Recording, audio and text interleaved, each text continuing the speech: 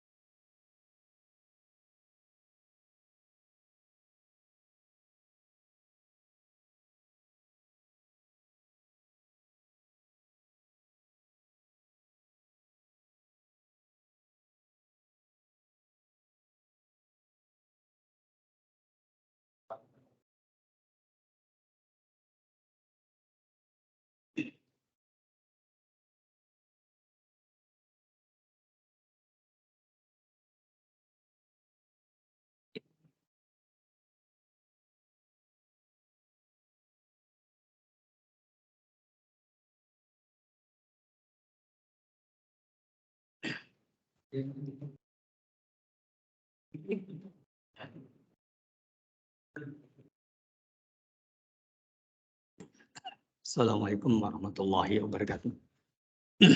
Innal hamdalillah nahmaduhu wa nasta'inuhu wa nastaghfiruh wa na'udzu billahi min shururi anfusina min sayyiati a'malina may yahdihillahu fala mudilla lahu wa may yudlil fala hadiya lahu. Asyhadu an la ilaha illallah wahdahu la syarika lahu wa asyhadu anna Muhammadan abduhu wa rasuluhu alladzi la nabiyya ba'dah.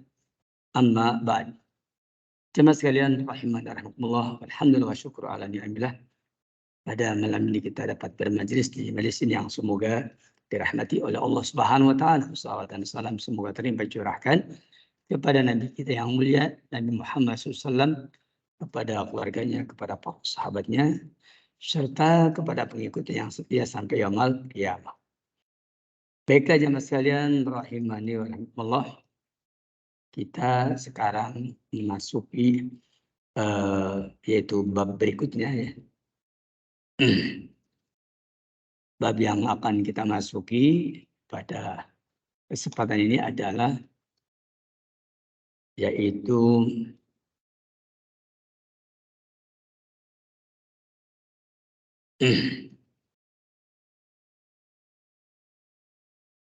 babul khurqi. Babul khurqi.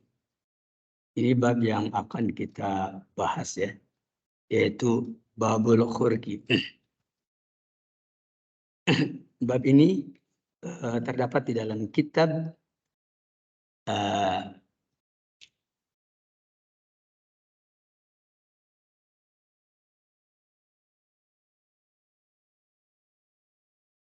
yaitu kitab Al-Adabul Mufrad. Di dalam kitab Rasul Barad itu judulnya Babul Khuzqi. Babul Khuzqi. Kemudian di dalam kitab Fadlu ya, As-Samad itu Badlul Khurqi. Maka mari kita lihat apa yang dimaksud dengan Babul Khuzfi dan Babul Khurqi. Untuk membahas ini, maka saya lebih cenderung untuk membahas yakni hadis-hadisnya. Pertama, kita baca dulu riwayat yang terdapat di dalam hadis yang ke-475. Riwayat tersebut dinyatakan sahih. Riwayat ini dari seorang sahabat Nabi yang mulia dan istri yang tercinta, yaitu Aisyah radhiyallahu anha. Kata Aisyah, "Kuntu ala ba'ir." Aku berada di atas onta. Fihi syu'ubah, yang padanya ada sesuatu yang syu'ubah, sesuatu yang menyulitkan. Kemudian selanjutnya kata beliau, belum menjelaskan, faja'altu adribuhu, maka aku pun mulai memukulnya. Faqala Nabi SAW, kata Nabi SAW, alaiki birrifki, kamu hendaklah lembut. Ya, karena ketika dia berada di atas onta, mengalami kesulitan untuk mengendalikan onta, maka kata Rasul, alaiki birrifki, maka hendaklah engkau bersikap lembut. Fa inna rifqa, karena kelembutan la yakunu fi syai'in, tidaklah terhadap sesuatu illa kecuali zanahu, dia pasti menghiasinya. Wala yunza'u min syai'in illa sanahu, dan tidaklah kelembutan terhadap sesuatu itu dicabut kecuali sanahu, maka dia akan menimbulkan syana, akan menimbulkan keburukan-keburukan. Nah, dari sini kita tahu bahwa maka yang apakah atau manakah yang lebih cocok? Apakah ini maknanya yaitu khuzqi ataukah maknanya khurqi? Maka di dalam kamus bahasa Arab ya, atau kamus yang ada dalam bahasa Arab ini, nanti kita akan lihat apa makna yang lebih tepat dari keduanya. Apakah khuzqi ataukah khurqi? Adapun tentang makna al-khurqu, itu maknanya adalah mencabik atau melubangi. Maknanya adalah bahwa hendaklah seseorang jangan melakukan sesuatu yang akan menimbulkan persoalan. Itu dari kata-kata al-khurqi. Jadi nampak yang apa yang diterangkan di sini bahwa apa yang dimaksud dengan babul khurqi, artinya bab tentang sesuatu yang dapat merusak sesuatu yang seharusnya dia bisa untuk tidak merusaknya. Maka arifku, bersikap lembut, itu tidak akan merusak. Sedangkan yakni sifat keras itu adalah sesuatu yang akan merusak. Maka siapa di antara kita yang memiliki sikap lembut, maka dia akan menimbulkan keindahan. Adapun yang memiliki sikap kasar, maka dia akan menimbulkan kerusakan-kerusakan. Inilah pentingnya setiap kita berusaha untuk menjadi hamba Allah Tabaraka wa Ta'ala yang tidak melakukan kerusakan-kerusakan. Ini kalau kita mengambil dari makna al-khurqu, begitu. Adapun kalau makna al-khuzqu, yakni khozaqo, ini maknanya adalah la yahtabis, yaitu tidak menahan. Tidak menahan. Seperti itu. Itu namanya, itu dari kata-kata al-khuzqu. Tidak menahan. Artinya siapa yang tidak menahan untuk melakukan sesuatu yang baik dan dia tidak menahan sehingga kemudian menimbulkan persoalan, maka yang demikian adalah sesuatu yang terlarang. Jadi seandainya saja kata-kata tersebut dari kata-kata khozaqo yang maknanya ihtabasa, menahan, artinya bab orang melakukan sesuatu yang mana dia tidak melakukan perkara yang buruk tapi melakukan perkara yang baik. Maka jika dua kalimat ini yakni dibenarkan secara judul, maka keduanya tidak mengapa, tentu dengan penjelasan dan pemahaman yang berbeda karena memang penilaian yang berbeda. Baik, berikutnya jemaah sekalian.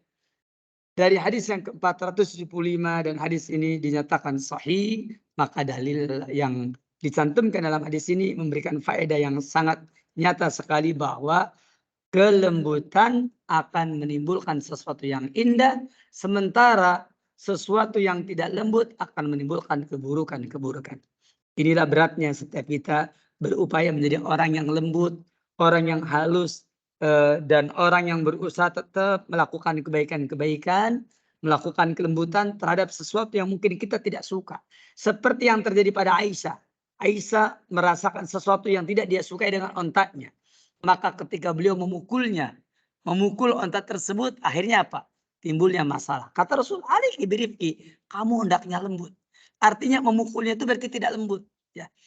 Maka kalau dikatakan dengan kalimat al-khuzqu, babul khuzqi, artinya bab tentang menahan untuk tidak melakukan kekasaran.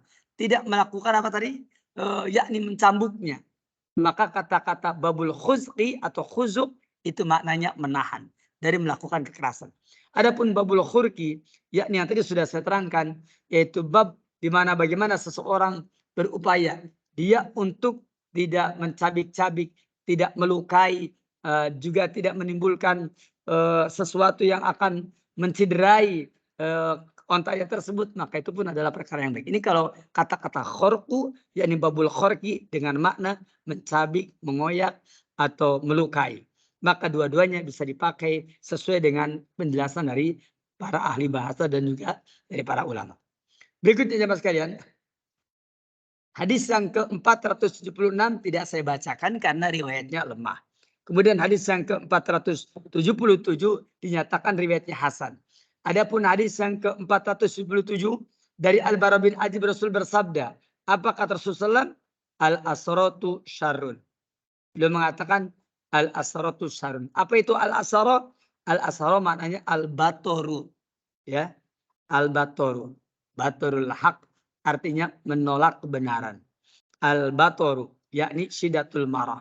Ya, kata Raghib Al-Asfahani, al-asara adalah syidatul batar, yaitu orang yang melakukan penolakan, melakukan tindakan kekerasan. Maka yang demikian adalah orang yang memaksakan, umpamanya binatang yang sebenarnya dia tidak mau masuk ke tempat ke kandangnya, dia dipaksa untuk memasukinya dengan cara dicambuknya.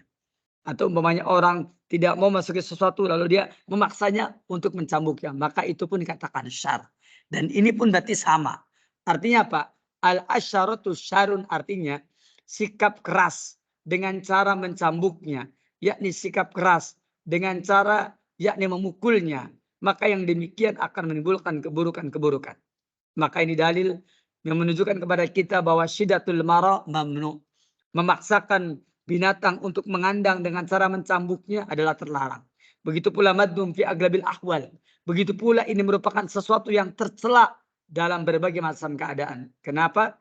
Karena yang namanya syar yajibus syurur wal balaya, yaitu memaksa untuk melakukan keburukan dan sesuatu yang membahayakan. Maka dari dua riwayat yang sahih ini, yang 475 dan 476, ini sesuai dengan judulnya, yaitu babul khorqi atau babul khuzuqi, yakni bahwa kita tidak boleh melakukan tindakan kekerasan. Hendaklah kita menahan diri dari berbuat kekerasan. Hendaklah kita menahan diri dari mencabik-cabik, merobek, merusak, atau menciderai binatang, karena yang demikian adalah sesuatu yang tidak terpuji. Selanjutnya, ikhwan wal akhwat rahimani rahimakumullah. Kemudian bab berikutnya adalah yaitu babu istina'il mal. Babu istina'il mal ini adalah bab yang ke-222. Apakah makna dari babul istina'il mal? Yakni yang dimaksud dengan babul istina'il mal adalah yaitu bab bagaimana seseorang mempergunakan hartanya. Bagaimana seseorang mempergunakan hartanya atau memperlakukan terhadap hartanya. Itu yang dimaksud dengan istina'ul mal. Kemudian di sini didatangkan beberapa riwayat, yakni riwayat yang pertama ke-478 dan riwayat 478 ini riwayatnya sahih. Bahkan Al-Imam Waqi dalam kitab Juhudnya dan tertulis dalam kitab Silsilah Shahihah, riwayat ini adalah sahih. Diterangkan yakni oleh Hanas bin Al-Haris dari Al-Haris. Kata Al-Haris, ar-rajulu kana ar-rajulu minna ya tuntiju farasu. Kemudian payan haruha. Dikatakan bahwasanya ada orang yang mana kudanya itu melahirkan atau menghasilkan sesuatu, yakni anaknya. Bahwasanya salah seorang antara kami ternyata tuntiju farasu, kudanya itu melahirkan. Kemudian payan haruha, lalu ternyata dia menyembelih kuda tersebut. Ya. Kemudian Fayaqulu, maka dia berkata, ana aisyu, aku hidup hatta arkabahada, sampai aku yakni mengendarai ini. Faja'ana kitabu Umar, maka datanglah kepada kami surat dari Umar, yaitu an aslihu ma razaqakumullah, supaya memperbaiki apa yang sudah Allah berikan rezeki kepada kalian. Kenapa? Karena fa inna fil amri tanafusan, dikatakan bahwasanya karena sesungguhnya di dalam urusan itu mesti ada tanafus, yaitu sesuatu yang memberikan kelonggaran-kelonggaran. Maksudnya adalah bahwasanya perlu diketahui, hendaklah seseorang yakni tidak boleh tergesa-gesa dalam melakukan sesuatu. Seperti tadi bahwasanya kudanya itu ternyata baru saja melahirkan, ternyata langsung disembelih. Ini tentu sesuatu yang kurang tepat. Kenapa? Karena ini tergesa-gesa. Oleh karena itulah, maka kita tidak boleh memperlakukan seperti itu. Karena sikap seperti ini adalah sikap yang tidak terpuji. Oleh karena itulah, di antara faidah dari keterangan ini adalah, yakni bahwasanya kata-kata ana aisu hatta arkabahada, aku hidup sampai aku mengendarai ini, maksudnya adalah la aisu hatta arkaba walau faras, bahwasanya aku tidak hidup sampai aku mengendarai walaupun itu pada kudaku sendiri. Maka ini menunjukkan kepada kita bahwa sesungguhnya perbuatan yang seperti ini atau perlakuan yang seperti ini adalah perlakuan yang terlalu tergesa-gesa. Selanjutnya, kemudian keterangan yang ke-479, keterangan ini sahih dari Anas bin Malik. Maka Nabi SAW berkata, in qamatis sa'ah, apabila kiamat itu terjadi, wa fi yadi ahadikum fasilah, lalu pada tangan salah seorang di antara kamu ada fasilah. Apa itu fasilah? Yakni nakhlah sekira, yaitu korma muda. Kalau umpamanya kiamat itu tegak, sedangkan di tangan kamu ada fasilah, yaitu ada nakhlah sogira, ada biji kurma yang apa? Yaitu yang masih muda. Maka apa ini stato'a an la taqum. Maka jika dia mampu untuk tidak tegak kiamat, hatta yagrisa, sampai dia menanamnya, maka fal yagrisa, hendaklah dia menanamnya. Ini menunjukkan bahwa sesungguhnya apa yang disarankan Rasulullah SAW adalah kalau kita bisa melakukan sesuatu yang baik. Sesuatu yang baik untuk apa? Yaitu untuk orang lain, maka lakukanlah. Yakni sebelum tegaknya kiamat. Itu menunjukkan bahwa setiap kita hendaklah berusaha untuk menjadi hamba Allah Subhanahu wa taala yang senantiasa bersungguh-sungguh untuk menanamkan kebaikan-kebaikan, menanamkan sesuatu yang bermanfaat. Oleh karena itulah maka dijelaskan bahwasanya ketika seseorang bisa melakukan sesuatu yang terbaik sebelum terjadinya kiamat, ketika seseorang bisa melakukan kebaikan sebelum datangnya kiamat, maka hendaklah dia melakukannya. Inilah yang dimaksud dengan babus tina'il amal, yaitu bab bagaimana dia mempergunakan hartanya. Selanjutnya, keterangan yang ke-480, dan ini riwayat lemah, maka kita tinggalkan. Dan dengan ditinggalkannya hadis ke-480, maka selesai pembahasan kita dari bab yang ke-222.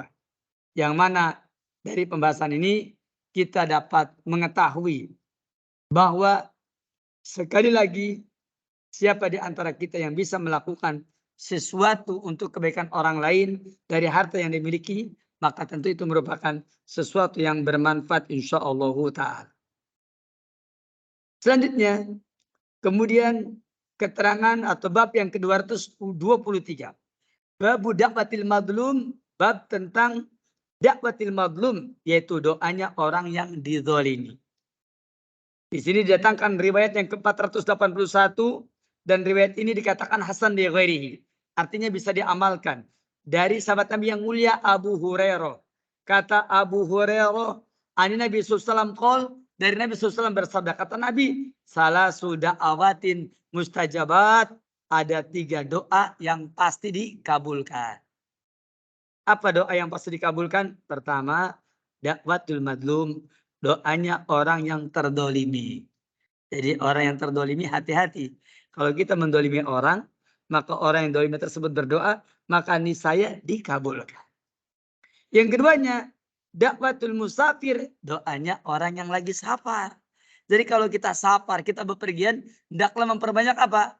Berdoa. Dan yang ketiga, dakwatul walid ala waladihi, doanya orang tua kepada anaknya. Doanya orang tua untuk anaknya, maka itu pasti dikabulkan. Maka kita senantiasa berdoa kepada Allah Tabaraka wa Ta'ala. Umpamanya kita berdoa, Allahumma di auladana siratal mustaqim. Ya Allah, tunjukilah anak-anak kami kepada jalan yang lurus. Atau kalau kita mempunyai anak yang mungkin susah diatur, kita sebut namanya Allahumma hdi, yakni waladi si fulan, ya siratal mustaqim. Ya Allah, yakni berikanlah petunjuk kepada anakku namanya si fulan kepada jalanmu yang lurus. Kenapa? Karena dakwatul walid ala waladihi itu merupakan salah sudah awatin mustajabat. Ingat baik-baik. Kalau kita didolimi, maka doa kita mustajab. Kalau kita ini sedang safar, doa kita mustajab. Kalau kita ini yakni sebagai orang tua, kita mendoakan anak kita, maka itu mustajab. Dan pasti karena Allah sudah berfirman, ud'uni astajib lakum. Berdoalah kepadaku, niscaya aku kabulkan. Dan kita yakin Allah Tabaraka wa Ta'ala mengabulkan doa kita kepada anak-anak kita. Maka berdoalah dengan penuh kesungguhan untuk kebaikan anak-anak kita. Untuk kebaikan keturunan kita. Ya Rabbana hablana min azwajina wa durriyatina qurrata ayun. Kita mengharapkan duriah kita, keturunan kita menjadi qurrata ayun, yaitu penyejuk pandangan mata. Ya, penentram jiwa. Seperti itu. Allah umpamanya Rabbana hablana min azwajina wa dzurriyyatina qurrata ayun. Allahumma Rabbana hablana ya min auladina ya solihina umpamanya seperti itu. Ya Allah berikanlah yakni orang-orang yang soleh di hari keturunan-keturunan kami. Dan kita berdoa kepada Allah Tabaraka wa Ta'ala dengan doa tersebut. Maka dari keterangan ini menunjukkan kepada kita bahwasanya 3 doa ini tidak boleh terlupakan. Doanya orang yang terdolimi mustajab. Doanya orang yang safar, orang yang bepergian juga mustajab. Dan doanya orang tua kepada anaknya juga mustajab. Selanjutnya, babu su'alil abdi arizqa minallahi azza wa jalla. Yaitu bab yang ke-224, bab tentang seorang hamba yang meminta rezeki kepada Allah. Di antaranya Allah berfirman dalam surah Al-Maidah ayat 111, warzuqna wa anta khairur raziqin. Warzuqna ya Allah, berikanlah kepada kami rizki, wa anta khairur raziqin, karena sesungguhnya engkau ya Allah khairur raziqin, yakni sebaik-baiknya dat pemberi rizki. Ayat Allah yang mulia ini, yakni ini adalah dalil yang menunjukkan kepada kita bahwa hendaklah kita berdoa seperti ini. Kalau kita ingin diberikan rezeki. Warzuqna wa anta khairur raziqin. Ini dalam surah Al-Maidah ayat 114. Warzuqna wa anta khairur raziqin. Ya Allah berikanlah kami rezeki dan engkau adalah sebaik-baiknya pemberi rezeki. Insya Allah nanti kita akan teruskan dengan hadis yang ke-482. Insya Allah di pertemuan yang akan datang. Wassallallahu ala nabiyina Muhammadin wa ala alihi wa sahbihi ajma'in. Akhir da'wana. Alhamdulillahi rabbil alamin.